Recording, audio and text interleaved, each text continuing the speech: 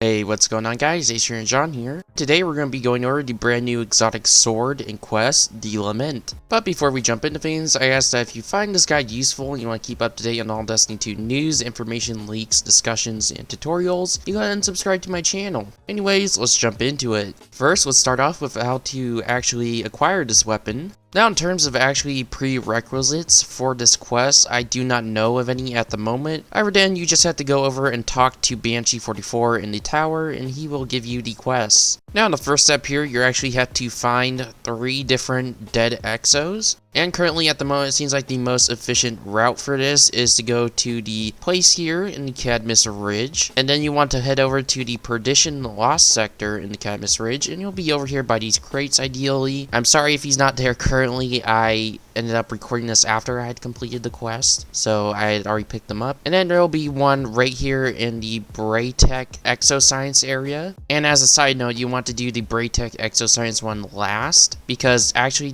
will be the area where you'll have to head next. Although one last thing before we move on to the next step, I will note that there is a total of 9 dead exos, and actually you do need to do them all in order to get the Triumph seal for Europa. And so if you want to know exactly where all 9 dead exos are at, I will have an article linked in the description down below that shows you where all of them are at. Anyways, moving on, you'll then be required to find the giant exo in the exo facility. Now, if you do mark the quest, it'll actually take you exactly where the giant exo is, but if you're for some reason having a problem with that, I will have the gameplay in the background for most of the rest of the video, so that we can see where it's at. Although it's down a pretty linear path, and if you mark it, it'll actually show you exactly where you need to go. Then once you get to the giant exo head, you're going to want to speak to it, and it will give you the next quest step. And this next quest step will require you to kill Vex with swords, and more specifically, you'll need to kill a total of 100 Vex, as well as 20 kills of either Minotaurs, Cyclops, or Hydras. Now, the most efficient way to get this done is to use the Perdition Lost sector, as there is a couple of Hydras and Minotaurs in there. My recommendation is just kill all the Minotaurs in the Lost sector that spawn in. I think there's only a total of like 3. Once you kill them all, just head back out to the beginning of the Lost sector, and then head back in, and it'll spawn them in again, and just keep doing that for all 20, as well as the 100 Vex. Next, after this, if you haven't already, there will be a requirement to complete the Reclaiming Europa, Empire's Fall, and the Dark Priestess missions. So if you haven't done this already, you will have to do those. If you've already done them, you'll automatically skip this quest step. Anyways, after that, you'll then be told you have to complete an Exo Challenge mission, and basically that's just the brand new Exo Challenge mission that's on the left side of the map on the Bray Science area. And if you don't know where to get this, this is a quest that's given out by Varix. Prerequisites for it, I'm not sure at the moment, but you just have to complete this Exo Challenge quest in order to unlock the Exo Challenge. Once you're done with that, you'll have to defeat Vex with finishers on Europa. And again, my recommendation is just to go to the Perdition Lost sector on Europa, and since there's a lot of red bars and such, you can just continuously hurt the red bars a little and then finish them. Pretty easy. I think you should get this in about 2 to 3 runs, so it should go by pretty quick.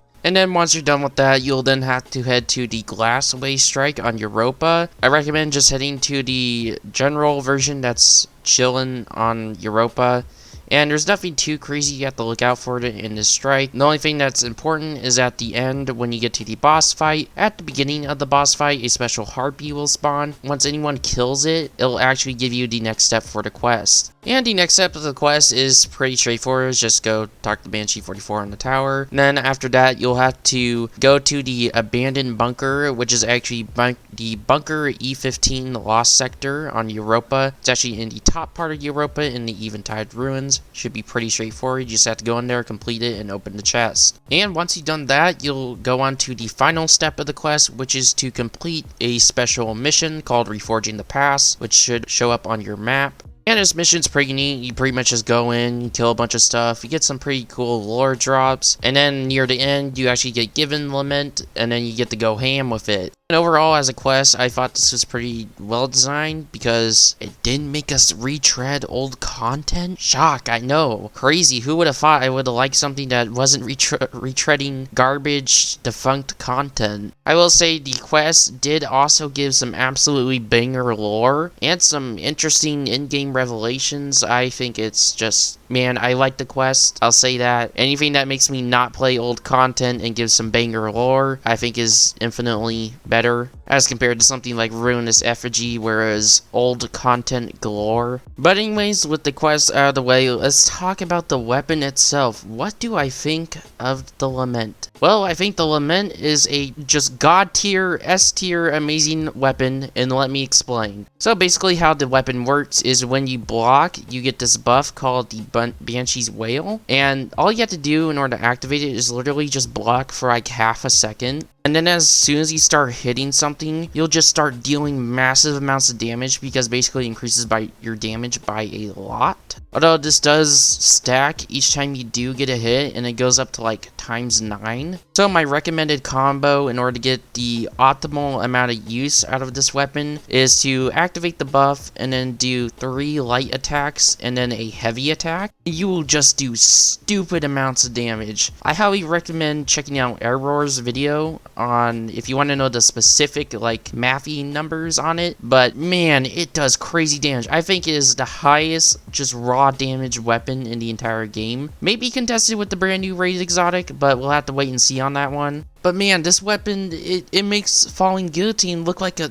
scout rifle compared to it. Like, it is absolutely crazy. Like, I'm actually seriously afraid this weapon is probably going to get a major nerf in some way, shape, or form. Oh, and by the way, did I mention hits with the Banshee perk active heals you? Yeah, it's a pretty busted exotic. I would expect a nerf in the future, to be honest. But yeah, that's pretty much my thoughts for the weapon. It's one of the best weapons in the entire game, and it's absolutely amazing. It's just such a satisfying and fun weapon to use. Overall, 10 out of 10 exotic. Keep it up, Bungie. This is Asher and John, and I'll see ya in the next one. Peace.